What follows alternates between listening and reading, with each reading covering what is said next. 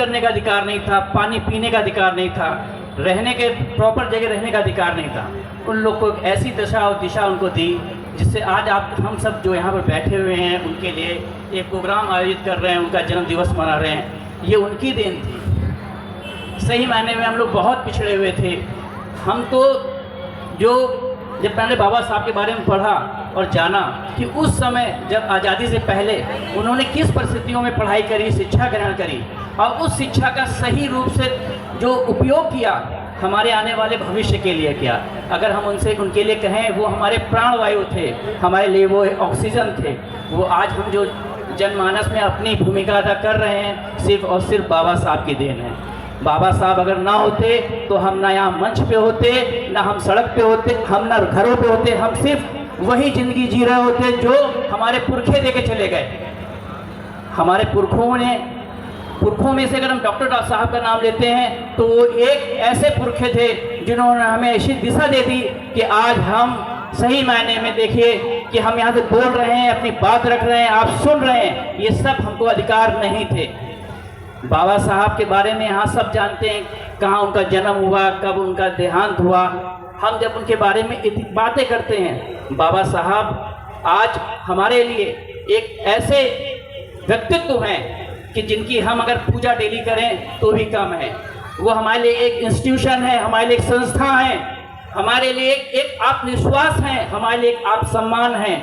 जब हम उनका नाम लेते हैं तो हमारे शरीर का खून दौड़ पड़ता है, भागने लगता है और हम ऐसे जगह पे हैं आज जहाँ पर हम जोर से कह सकते हैं कि हम वाकई बाबा साहब की औलादे हैं। नहीं तो आप बताइए, कोई भी देवी देवता, कोई भी ग्रंथ, हिंदू ग्रंथ ऐसा था जो आपको इसलिए इस योग्य बना सके कि आप यहाँ पर चेयर में बैठ सकें, या हम मंच पे बैठ सकें, या हम साथ में खाना खा सकें, या हम उठ बैठ सकें, हम अच्छे कपड़े पहन सकें? हम कुछ नहीं कर सकते थे। हम सिर्फ एक जकड़ी हुई जंजीरों में बंधे हुए इंसान थे, गुलाम थे। बाबा साहब थे जो हमें एक आज़ादी की हवा देके चले गए। और आज यकीन करिए, जिसके आधार पे हमने यहाँ पर ये इतना बड़ा रंग मंच बना दिया है और हम यहाँ पर ये जगह कह रहे हैं, हमारे भाई साहब कैप्टन साहब हैं, लाल सिंह जी हैं, और हम लोग सब मिल करके ये बाबा का बादल बना देंगे, बाबा का अंबर बना देंगे और बाबा का नाम से हम जाने जाएंगे। हमें सबसे ज़्यादा खुशी होती है जब हम 14 अप्रैल की हम तैयारी करते हैं, 14 अप्रैल का हम इंतजार करते हैं कि हम जाएंगे अपने भाइयों के साथ, अपने बहनों के साथ, अपने समाज के साथ बैठेंगे, मिलेंगे, बातें करेंगे। क्योंकि बहुत मौके ऐसे होते हैं कि हम बातचीत नहीं कर पाते, मिल नहीं पाते हैं। यही एक मंच होता है, यही एक जगह होती है जहाँ से हम अपने विचार दे सकते हैं, अपने लोगों के साथ बैठ सकते हैं। और मैं यही कह रहा हूँ कि आप लोग जो आज हम लोग इतने अच्छे कपड़े पहने हुए हैं, पैंट शर्ट पहने हुए हैं, सिर्फ बाबा साहब की देन है। यकीन करिए, हम लोग सिर्फ लंगोट लगा के घूमते थे, कपड़े पहनने का अधिकार नहीं था, खाना खाने का अधिकार नहीं था। और ये सब शिक्षा की बदौलत हुआ। बाबा साहब ने कहा था, शिक्षित बनिए, संगठित बनिए, संघर्ष करिए। संघर्ष का मतलब सिर्फ ये था नहीं था कि आप डंडा लेके बाहर निकलिए। संघर्ष का मतलब ये था, पढ़ाई में संघर्ष करिए, आगे बढ़िए। जिस तरह बाबा साहब ने संघर्ष करके पढ़ाई की थी, बस 32 डिग्रियों के मालिक थे वो, 32 डिग्रियों के। एक दिन मैं उनके बारे में पढ़ रहा था कि उस समय जब उन्होंने बीएससी की थी, डॉक्टर ऑफ साइंस के अंदर सिर्फ 2 लोग थे इस भारत में इस डिग्री को प्राप्त करने वाले। एक डॉक्टर भीमराव अम्बेडकर थे, एक सवर्ण समाज के थे। और अभी तक ऐसी डिग्रियां प्राप्त करने वाले बहुत ही कम लोग हुए। 11-12 भाषाओं के ज्ञाता थे हमारे डॉक्टर साहब, डॉक्टर भीमराव अम्बेडकर जी। हम वो जो आज आपको दिशा दे गए हैं, उसी दिशा को आप आगे बढ़ाइए, उसी कारवा को आगे बढ़ाइए। हम यहाँ से कहना चाहते हैं इस मन से, आप 1 रोटी कम खाइएगा, लेकिन अपने बच्चों को पढ़ाइएगा जरूर। आप नशा छोड़ दीजिए, ये सब करना छोड़ दीजिए, बच्चों को पढ़ाइए। बच्चे अगर आपके पढ़ गए तो उनको स्वतः ही दिशा और दशा सब प्राप्त हो जाएगी, सब समाज बदल जाएगा। जो हमारा समाज आज भी आप देखते हैं, हमारे समाज में लोगों को, दलितों को घोड़ी में चढ़ने का अधिकार नहीं है, मूछें रखने का अधिकार नहीं है। ये चीज़ें कैसे ख़त्म होंगी? ये सिर्फ शिक्षा के बल पे ख़त्म होंगी।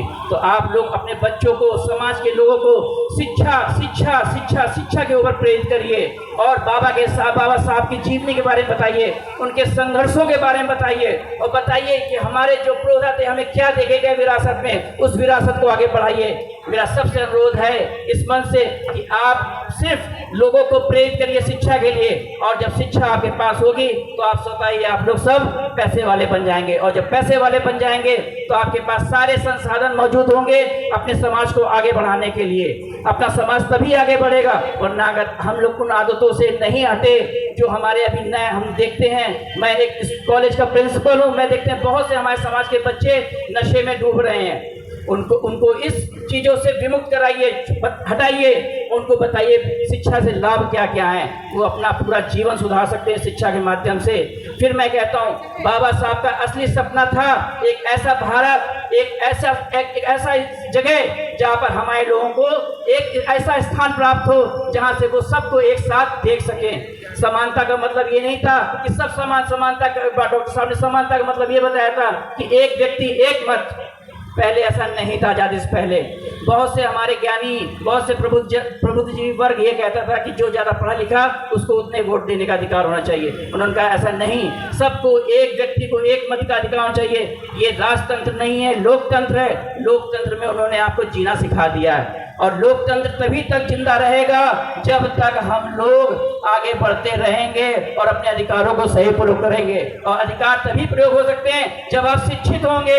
बिना शिक्षा के कोई भी आप अधिकार प्रयोग नहीं कर पाएंगे, क्योंकि जब आप शिक्षित नहीं होंगे तो पढ़ेंगे कैसे, लिखेंगे कैसे। और एक चीज बता दें, ये सारी जो अभी वर्तमान में जो घटनाक्रम चल रहा है, वो शिक्षा इतनी महंगी हो गई है कि पढ़ना बड़ा मुश्किल हो गया। फिर भी मैं कहूँगा अपने बच्चों को शिक्षा की तरफ प्रेरित करिए, उनको आगे बढ़ाइए। शिक्षा एक ऐसा हथियार है जहाँ आपका समाज, आपके बच्चे, आपके लोग आगे बढ़ सकते हैं और वो एक नया भारत निर्मित कर सकते हैं जिसकी बाबा साहब ने कल्पना की थी। अगर वाकई आप लोग सब बाबा साहब के असली वंशज हैं तो बाबा साहब की कसम खाइए कि अपने बच्चों को खूब शिक्षित करेंगे और उनको गलत चीज़ों से दूर रखवाएंगे। और ऐसा नहीं कि आप सिर्फ अपने बच्चों को, आसपास के बच्चे जो आपके समाज के हैं, आसपास के लोग हैं, उनको भी प्रेरित करिए कि अपने बच्चों को शिक्षित करें, आगे बढ़ाएं और ये नशा जैसी चीज़ों से दूर करें, ताकि एक हम अच्छे देश का निर्माण, एक अच्छे भारत का निर्माण, बाबा साहब के सपनों को बाबा निर्माण कर सकें। इसी के साथ साथ मैं अपने शब्दों को विराम दूंगा। बोलने वाले बहुत हैं, एक बार बहुत जोर से मेरे साथ बोलिए जय भीम। बहुत बहुत